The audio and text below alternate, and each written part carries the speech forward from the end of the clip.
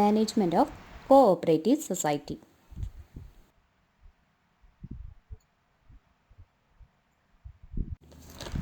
Management of cooperative society എന്നത് ഒരു പ്രധാനപ്പെട്ട ടോപ്പിക്കാണ്.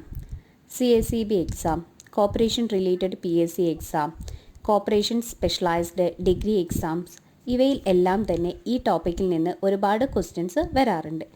എന്താണ് അല്ലെങ്കിൽ എങ്ങനെയാണ് ഒരു കോപ്പറേറ്റീവ് സൊസൈറ്റി മാനേജ് ചെയ്യുന്നത് എന്ന് നോക്കാം. Management of cooperative societies. The organisational character of cooperatives and the efficiency criteria of business have to be welded together as wrap and woof of cooperative management. A silent feature of cooperative management is that it is being managed on democratic basis. Democratic management is the keynote of cooperation. Accordingly, the management of a cooperative institution is vested in two wings. They are General Body and Managing Committee. Cooperative മാനേജ്മെൻറ്റിൻ്റെ rap and roof എന്ന് പറയുന്നത് organisation character of cooperatives and efficiency of cooperative business ആണ്. Cooperative business efficient ആവണേൽ നല്ലൊരു cooperative management വേണം.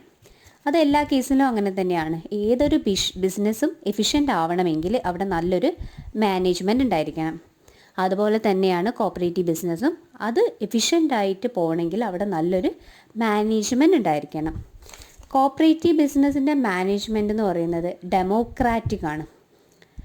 Democratic management എന്ന് പറയുന്ന സമയത്ത് സൊസൈറ്റിയിലെ മെമ്പേഴ്സ് എല്ലാവരും കൂടി ചേർന്ന് സൊസൈറ്റി മാനേജ് ചെയ്യാൻ വേണ്ടിയിട്ട് ഒരു മാനേജിങ് കമ്മിറ്റീനെ ഇലക്ട് ചെയ്യുന്നുണ്ട്. ഇവരാണ് കോപ്പറേറ്റീവ് സൊസൈറ്റി മാനേജ് ചെയ്യുന്നത്. അതുകൊണ്ട് തന്നെ ഈ മാനേജ്മെൻറ്റ് ഡെമോക്രാറ്റിക് മാനേജ്മെൻ്റ് ആണെന്ന് പറയാവുന്നതാണ്. രണ്ട് വിങ്സാണ് അതുകൊണ്ട് കോപ്പറേറ്റീവ് സൊസൈറ്റിയിലുള്ളത്. ഏതൊക്കെയാണ്? ജനറൽ ബോഡിയും മാനേജിങ് കമ്മിറ്റിയും. നമ്മൾ ഓൾറെഡി പറഞ്ഞു, സൊസൈറ്റിയിലെ മുഴുവൻ മെമ്പേഴ്സിനെയും ആണ് നമ്മൾ എന്തെന്ന് പറയുന്നത്? ജനറൽ ബോഡി എന്ന് പറയുന്നത്. അവരുടെ റെപ്രസെൻറ്റേറ്റീവ്സ് ആയിട്ട് വരുന്നവരാണ് മാനേജിങ് കമ്മിറ്റിയിൽ ഉണ്ടാവുന്നത്. സോ ഈ രണ്ട് വിങ്സും കൂടി ചേർന്നിട്ടാണ് ഒരു കോപ്പറേറ്റീവ് സൊസൈറ്റി മാനേജ് ചെയ്യുന്നത്.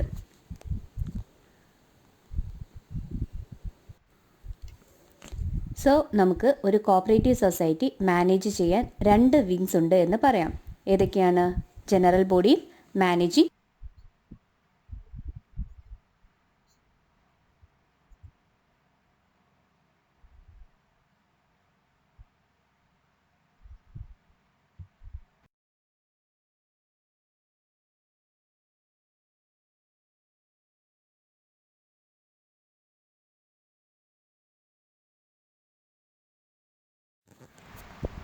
Final authority in a cooperative society. Section 27.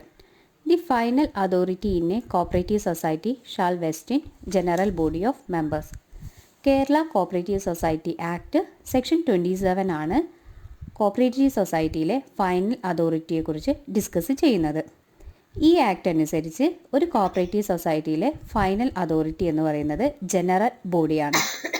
General body എന്ന് പറയുന്നത് ഒരു സൊസൈറ്റിയിലെ ടോട്ടൽ നമ്പർ ഓഫ് മെമ്പേഴ്സ് ഉൾപ്പെടുന്ന ഒരു കമ്മിറ്റിയാണ് എന്ന് നമ്മൾ ഡിസ്കസ് ചെയ്തതാണ്.